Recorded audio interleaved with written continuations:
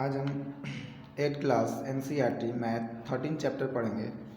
Direct and inverse proportion, सीधा और प्रतिलोम समानुपात। सीधा और प्रतिलोम समानुपात। सीधा मतलब जैसे समानुपात है तो कोई क्वेश्चन है तो उसमें सीधा कहने का मतलब आपको जैसे कोई हम जैसे मान लीजिए एक कलम खरीदते हैं, एक पेन का जो प्राइस है, एक कलम का प्राइस कितना है 5 रुपया, तो दूसरे कलम का प्राइस क्या है, दूसरे कलम का प्राइस कितना हो जाएगा 10।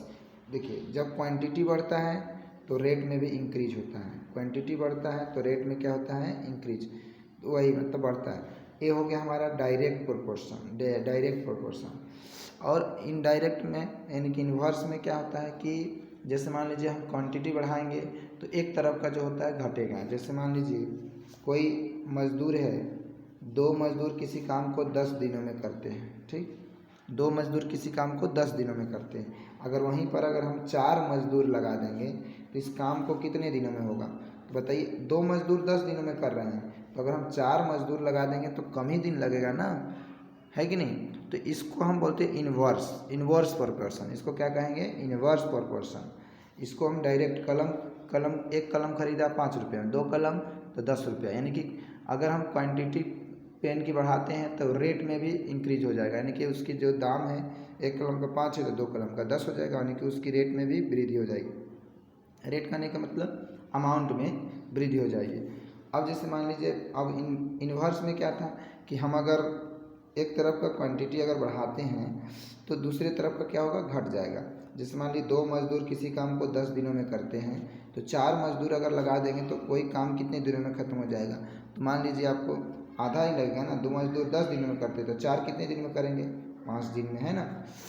तो इसको हम इन्वर्स प्रोपोर्शन कहते हैं। तो चलिए क्वेश्चन के माध्यम से करते हैं इन्वर्स प्रोपोर्शन और डायरेक्ट प्रोपोर्शन कैसे किया जाता है। क्वेश्चन में चलते हैं।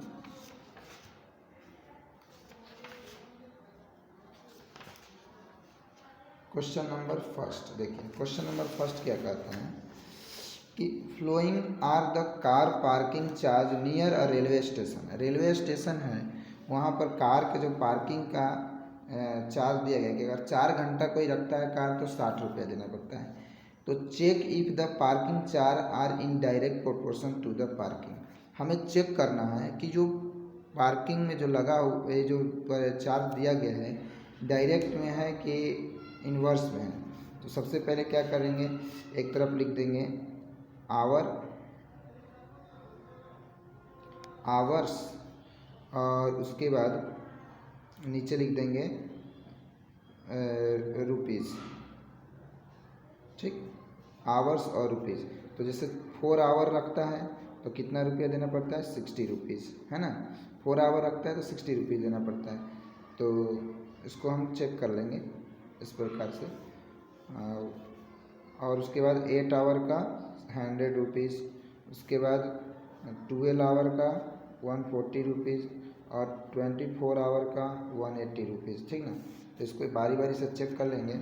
जैसे मान लीजिए पहला 4/60 काट देंगे, कितना हो गया हमारा 15, 1/15। पहले का तो फिर 1/15 आया, दूसरे का 1/8/100 काटेंगे तो 225, 2/25 आ रहा है। फिर तीसरे का 12/140 तो काट देंगे 6, इसको 70 बार में, 3 बार में, 35 बार में, अर्थात 3/35, है ना। और 24/80 को काटेंगे 180 को, तो 12 2 जा 12, 15 जा 2/15। अब देखिए इन जितने भी चारों का अगर हम रेशियो जब फाइंड किया तो सबका अलग अलग रेशियो आ रहा है। तो जब सबका अलग अलग रेशियो आ रहा है तो डायरेक्ट प्रोपोर्शन नहीं हो सकता है। कि डायरेक्ट प्रोपोर्शन तभी होगा जब सबकी रेशियो क्या होगा, इक्वल आएगा। रेशियो सबकी क्या होगा, इक्वल होगा। तो हम इसे कह सकते हैं कि ये डायरेक्ट प्रोपोर्शन नहीं है। तो केवल चेक करना था, following are car parking charge near railway station, check if the parking charge are in the direct proportion. तो फिर लिखेंगे कि these parking charges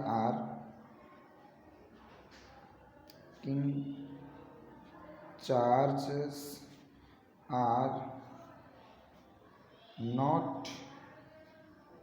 not in direct proportion